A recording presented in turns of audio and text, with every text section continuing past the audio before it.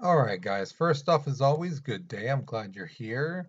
Today, we are going to be talking about the basically what happened to the Jewish people in Germany. Now, the thing is, last week I told you guys to watch a YouTube documentary video, and um, from what I saw, a lot of you guys were watching stuff that didn't really talk about the Jewish people, the stuff they went through, and things like that. So I felt I have to talk about that. Um, I hate to say it, but it kind of seemed like last week was a wasted week. Some of you guys put down notes that weren't really notes. Some of you guys put down stuff that was just like, you know, really wasn't relevant. It was stuff that, you know, either you guys didn't knew absolutely nothing about World War II, which kind of seems hard to believe because I know a lot of video games and stuff like that, movies, you guys, it's kind of hard to believe. At least some stuff that you guys were writing was just like, are you kidding me? You don't know about, you know, Hitler? You know, he was the person who ruled Germany. We talked about that in the notes a couple weeks ago. So stuff like that made me kind of go like, either you weren't giving your all, you were just writing down notes, or you legitimately did not know that, like Hitler ruled the Nazis. So, and again, this is not everyone. This is just a very large portion of the classes, of the people in the classes were doing notes like that. So I felt I had to go back and do this, okay? So let's go ahead and get started. The objective. We're going to analyze how Hitler stopped the Jewish people from basically advancing in life. Stuff that we take for granted, Hitler stopped the Jewish people from doing that kind of stuff. We're going to examine the events of the Night of Broken Glass. Now, some of you guys mentioned this in your notes. Some of you guys did, a lot of you guys did not. So, for those of you guys who did, it's going to be a little refresher. For those of you guys who did not, this is going to be a real eye opener for you. And then we're going to create an argument on whether World War II could have been stopped if the world would have acted sooner on the invasion of Poland. You're going to see that something happened after the invasion of Poland where the world could have done something, but they didn't.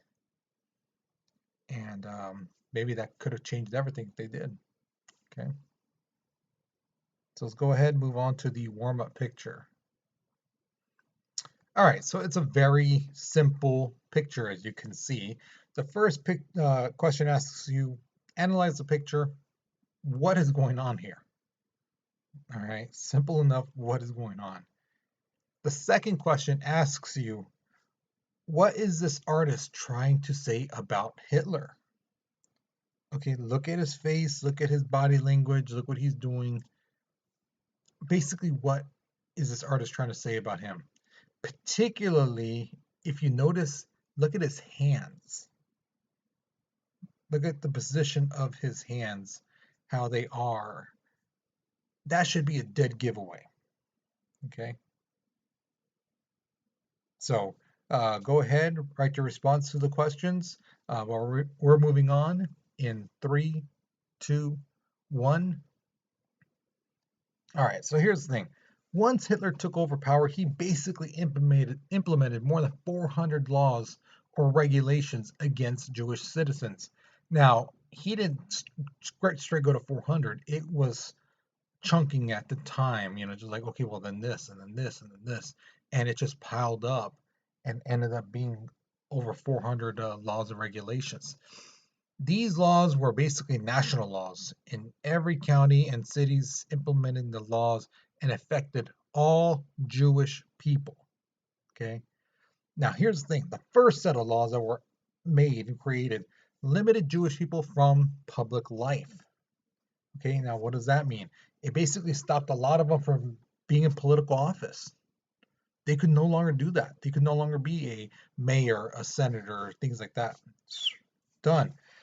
Later on, they put rules that said that they can't be in charge of organizations, professional jobs, like lead scientist and operations director, things like that. No, none of that.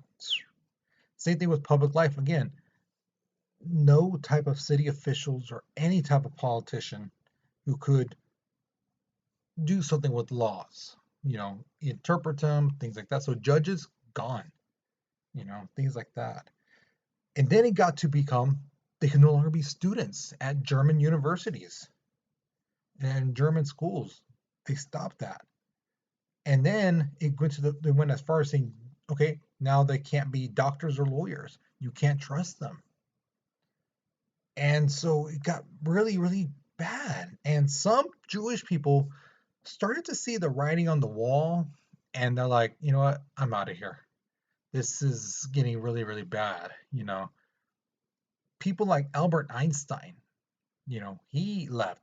Einstein was a Jewish man from Germany, and he saw like this is bad. This is getting really, really bad, and eventually made his way to the United States, to which the United States welcomed him with open arms because he's the world famous Albert Einstein.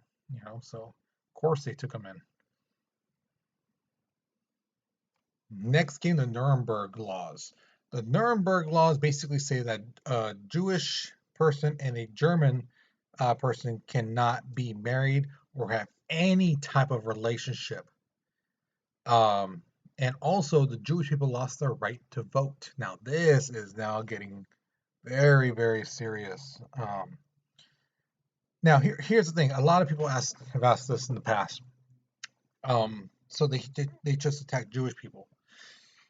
Uh, yes, but the thing is, you have to understand that the word Jewish doesn't necessarily mean just the people of that uh, race, you know. Because the thing is, it basically say if anyone has 3 to 4, grandparents that are Jewish, you are a Jewish person. You know, it doesn't matter if the person identifies as Jewish. Because some people are like, well, I'm not Jewish. And Jewish is a religion as well. It's not just a race; it's a religion as well. So some people who were, let's say, not of Jewish blood, they still practice the Jewish faith, and they were seen as, you're part Jewish then. And that's the thing too. That's the thing that you have to remember. The term Jewish is not, it's not just a religion, it's a race. And it doesn't matter if you're the race or you practice a religion. If you were either one of those, you were a Jewish person. You know.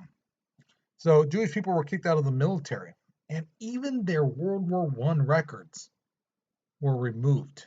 Their accomplishments, their memorials, things that acknowledged Jewish people of the help they gave to the German country, wiped out. And this is where the term Aryanization comes in. It's the move to squeeze Jewish-owned businesses out of business. So they would do stuff like this. If you look at that picture right there, they would basically have a sign saying, "This is a Jewish-owned store. Do not buy from here." You know, um, you buy from here, you're not only supporting the Jewish people, but you may in fact be seen as a sympathizer and things like that, and it will make your life hell. So things were getting pretty bad for the Jewish people. Um, I forgot to put it down here. Yeah, price fixing was instituted to undersell Jewish stores. So let's say a Jewish grocery store had food and milk and all this stuff. A German Aryan owned place could undersell them easily, because Hitler would make sure that, hey, that this grocery store that they can sell underneath. Because again, I don't care who you are, um, you were going to go for the lowest price. Why buy a gallon of milk for, you know, $3 when you can get it for $1 over here? Same type of milk, things like that. It's cheaper. You're going to go with that $1, you know. So that's just the way it is. And that basically ran out a lot of Jewish businesses. So, first question is, why do you think Hitler is stopping Jewish people from holding public office, professional jobs, becoming college educated? limiting their public life, and even removing their accomplishments, their records of their accomplishments. Why do you think he's doing all this? What is his plan? What do you think his overall plan is? Why do all this stuff? Okay, so think about it. Just sit down, take a minute or two, and think, why would he stop people from being lawyers, stop people from being politicians, limiting their education, stopping where they can shop and businesses they can own, and any record of their accomplishments are erased? Why do all this stuff? Okay, so again, stop, focus, and think about it. Okay, put your response down, and we'll be pause the video because we're moving on in 3, 2, 1. So here's the thing. Weeks before and during the 1936 Summer Games, the anti-Jewish rhetoric and activities was toned down. Signs and laws saying anything about anti-Jewish was brought down, right? Because the thing is, Germany, I say Munich, should say, was hosting the 36 Olympics, and Hitler wanted to show that, hey, we, the Aryan people, are superior in every which way, and this was a perfect way to show it through athletics. The world's best is going to send their best to Munich, and to basically Germany's hometown, and basically show the world who are the best athletes from which country do they come from. But the thing is, the Olympic Committee told them, yeah, there's too much anti-Jewish stuff around here. There's people, Jewish athletes coming in. So you need to calm this stuff down, or we're moving this place, the Olympic Games. So Hitler didn't do this just for the fun of it, just to, oh, I want to be showing I'm a nice guy, or trying to show that, oh, we're not being treating the Jewish people bad here. He did it because he wanted the games to be in Munich. He wanted to show the world that Germany was better. And if that meant being nice to the Jewish people for, like a month or so, so be it. Now, again, here's the thing. A lot of tourists who came to Germany during the 36 Olympics, they thought Germany was a prime example of how a country could look like and be after the Great Depression. Because it was popping. There was stores open, people were happy, things like that. Um, and it just, a lot of people thought, man, this is a great place, and things like that. But if they were to go further out of Munich, they would see, like, hey, man, these Nazis, they're kind of mean to the Jewish people, But again, because they stayed in Munich, um, everything looked hunky-dory, but it really wasn't. Now, in 1937, legislation for anti-Jewish laws came up again. Jewish doctors couldn't um, do anything to non-Jewish people, you know, at all.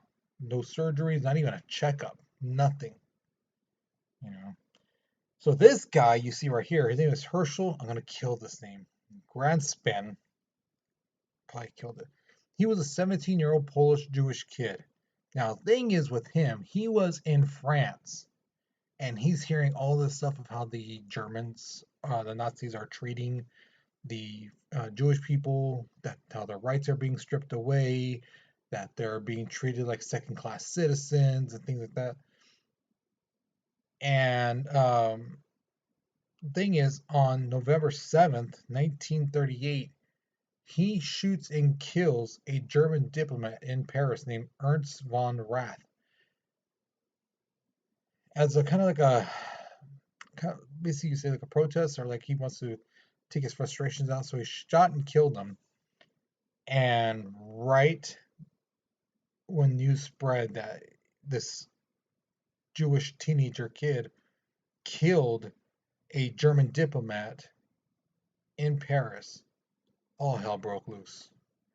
Anti-Jewish frenzy just swept through Germany, and this is now the point where the Jewish people are no longer just being treated harshly, through laws and stuff like that, Now they are physically going to be hurt and attacked. November 9th and 10th, 1938, it's known as, this is how the Germans call it, Klasnacht, which is Night of Broken Glass. Jewish churches, which are known as synagogues, Jewish homes, schools, businesses, were burned. 30,000 Jewish men were arrested and sent to the concentration camps. Hundreds and hundreds were killed right in the streets, running away, trying to protect their families, stuff like that. And like I said, this is when now the treatment of the Jewish people really become violent. It's no longer about laws and things like that, hurting them that way. It's now become strictly violent. And this kid lit that powder keg. All right, so here's your next couple questions. Why do you think that the Nazis weren't as restrictive on the Jewish people during the 1936 Olympics? Like, if you heard me during the video, during that section, you should really go back and listen to that. So again, think of who was going to be at the Olympics and how long are the Olympics. Okay. And the second question asks you, do you think that the Night of Broken Glass was going to happen no matter what? Or do you think the non-violent but discrimination of Jewish people would have continued? So what do you think? Do you think it was inevitable? It was going to happen that the Nazis were eventually going to physically start hurting Jewish people? Or do you think it would have continued on this non-violent but discriminatory? They were going to discriminate them, they were going to push them around, some of that, but nothing truly violent to the Jewish people. So what do you think? Okay. So pause the video, answer both questions. Okay, because we're moving on in 3, 2, 1. All right, now this is where things start to pick up, where you guys might know about this thing. So like Jewish people were forced to identify themselves one way or another. So beginning January 1st, 1939, Jewish people with non-Jewish names had to add the names Israel or Sarah to their name. So let's say someone was named, I don't know, like Paul. Paulsbury General, not particularly a Jewish name, could be anyone's name. They would put, Israel Paul, or let's say the girl's name was Dorothy, right? She would have to put Sarah Dorothy to her name. So that way the first name is like, oh, this is a Jewish person. Okay. They'd also had to carry identification cards, and on their passports, they wanted to leave the country, had to have a J on it and the Star of David, which is the if you look at this young guy, that little thing on his arm, that 6-pointed star, that's the Star of David. Okay. And again, just like him, they had to put those things on their clothing, either a yellow Star of David sign or these bands that they had to put on their arms to show that they were Jewish. If they were caught without it, they would be severely punished, and severely punished could be instantly killed. You are setting an example. You probably be, beaten and maybe hung in the middle of town for people to see. Like, this is what happens when you don't wear your symbol. So I've heard a lot of students say, "Well, I would have just been like, shit, I took that off," and be like, "What are we gonna do?" Easily, they would have killed you, or they probably would have gone after your family. Because remember, these guys, they go for your heart. If you have no family, then you're going to be it. If you did have family and they knew it, they might get them. Okay, these guys were not people to be taken lightly. Okay, the Nazis were not, just like kind people at all. They would do things. They would try to hurt you as best they could. And like I said, a lot of times it was through your family. All right. So with the ghettos and concentration camps being already basically set up, the Germans start now their plan, Hitler's plan for world domination. And the first place to attack is their own backyard, which is Europe. So Hitler wanted Czechoslovakia and threatened to go to war. Italy basically said to Germany, hey, we got your back. We're with you. Now, in order to avoid another war, Britain and France basically allowed Hitler to take Czechoslovakia without any fight. They did not get in the way. They did not stop them in any which way. They just basically let them do it. This became known as the Munich Pact. All right. Now, the sad thing is, smaller countries around the Czechoslovakian area, they basically looked at Britain and France like, dude, you guys did nothing. What the heck? And the thing is, the Germans and Hitler basically looked at them, those other smaller countries, and said, you know what? Look at, they didn't even help Czechoslovakia. What makes you think that they're going to take care of you? So either you fall in line and accept our rule over you, or we're just going to come through and destroy you. Choice is yours. So a lot of these smaller countries were like, yeah, fine, we'll accept your rule.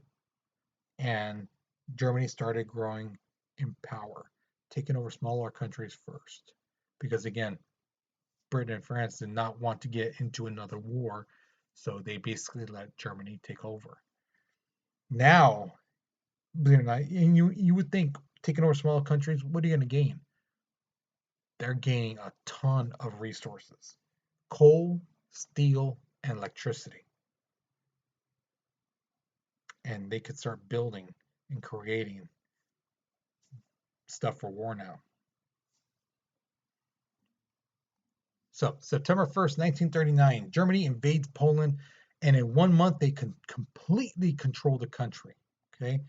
Their tactics was brand new. It's called Blitzkrieg, which means lightning war. It's a fast boom right in their face. I mean, full force punch before you could react. That's their tactic. All right. Now, here's the thing: they took over in a month. After that, for 8 months, Germany didn't attack anybody or advance anywhere. No bombs were dropped, no people were killed, things like that for 8 months. So some people who were like, oh my God, Germany's attacking the world, they're going to do this and that. And they didn't. They stopped.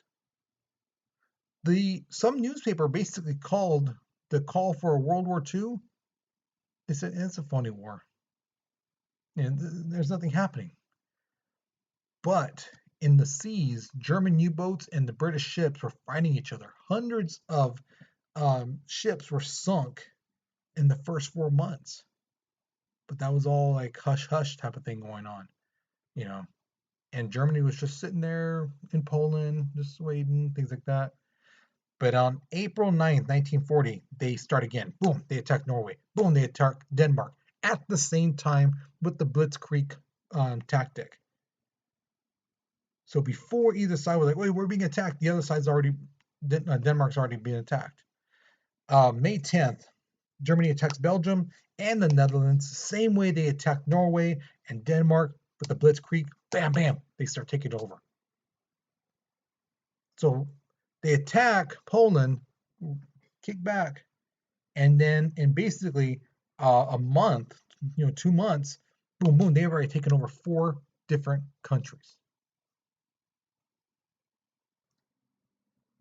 So if you remember, France and Germany, they never really got along. So France, after World War I, they set up barriers to kind of protect their border from Germany. That was back in World War I, 20 some years before. Those barriers did not stop the Germans for nothing. So France was fighting again. Now this time, this is where France and Britain sent some soldiers over to help them out. But this was a new way of fighting that the British and French soldiers were not accustomed to, especially their generals and commanders. They were not used to this fighting. This was not the same way they fought in World War I. This was new. This was advanced. So they were getting pushed back, pushed back, pushed back. Eventually, the British soldiers were trying to get out of France, and they were pushed back into this place called Dunkirk. Now, if you look at this map, this is the little leaflets that were dropped from the skies over, excuse me, over Dunkirk, and they have the writing in French and um, in English. If you look at the bottom, it says, "Look at this map. It gives your true situation. Your troops are entirely surrounded. Stop fighting. Put down your arms." Because the thing is, it is true. They were surrounded. Every which way the Germans had them. Land, in the sea, and in the air. Any British battle troops or carriers that came by to pick up soldiers from Dunkirk were automatically sunk. They would let them pick up soldiers, let them go out a little bit, and then sink them. Or planes would come through and just start attacking them when they're on the beach. They knew we have them. They're like fish in a barrel. There's no way they can get these people out. So they just basically played the long game and held their position, slowly creeping in more and more and more. And Prime Minister Winston Churchill basically says, okay, you know what?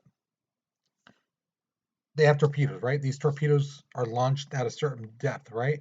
They don't really go up, right? Yeah, okay. We need civilian boats. We need civilian boats, fishing boats, yachts, whatever, to go out to Dunkirk to get those soldiers out. Okay. Um, because you have to remember these civilian boats only go in the water, let's say this much. Okay, let's say this much. Let me raise it a little bit. The battleships go down this much. The torpedoes are right here. So the civilian boats, they're going to be still not as deep to where the torpedoes can't hit them. Maybe the planes could go through, but the British are going to send planes too to kind of fight off the German planes. So all these 1,200 civilian ships go to Dunkirk to pick up soldiers. This operation is known as Operation Dynamo. In total, 338,000 British and French soldiers are saved. Sadly, about 90,000 were left behind. They couldn't get everyone. And then basically a couple of days later, Germany completely captures all of France. All right, so here's your next question. Why do you think after the invasion of Poland, Hitler's army stopped with their intentions of conquering Europe? Why do you think they stopped? So again, think strategy, think about the Munich Pact. Also, like I said, put here, think about of a kid doing something bad. Think of something when a kid does something bad that they're not supposed to do, and like, hey, what are you doing? None. You know, do they do things right away, or do they kind of, what do they do if they do something bad? They really want to do it. So think of like that. Okay. The second question asks you, do you think that Operation Dynamo, the Dunkirk escape, do you think that was a success? They got 338,000 soldiers out, but they left 90,000 behind. So do you think that it could be labeled as a success? Yes or no, and why? Okay. So write your response, pause the video, but we're moving on in 3, 2, 1. All right, so for your exit ticket, typically you guys know I give you more than one question to pick from. But this one, I just want to know what you think. If the world had acted sooner on the invasion of Poland, remember there was 8 months where they didn't do nothing. Germany did nothing, so people were like, well, I guess it's not a war. It's just they attacked and they took over the country. It's nothing big. It's just between them. Do you think World War II would have happened if the world was stepped in and said, no, Germany, get out of Poland? Do you think that could have ended World War II and millions upon millions of people could have survived? Wouldn't have been killed. What do you think? Okay, why or why not, and justify your reasons. So once you're finished with this question, that's it. Okay, so next week we're going to go more depth into World War II. We're going to be looking at specific battles and stuff like that. So hopefully you learned something new. Hopefully you enjoyed this lesson, guys. Excuse me. Um, so you guys take care, be safe, and I'll see you next week. All right.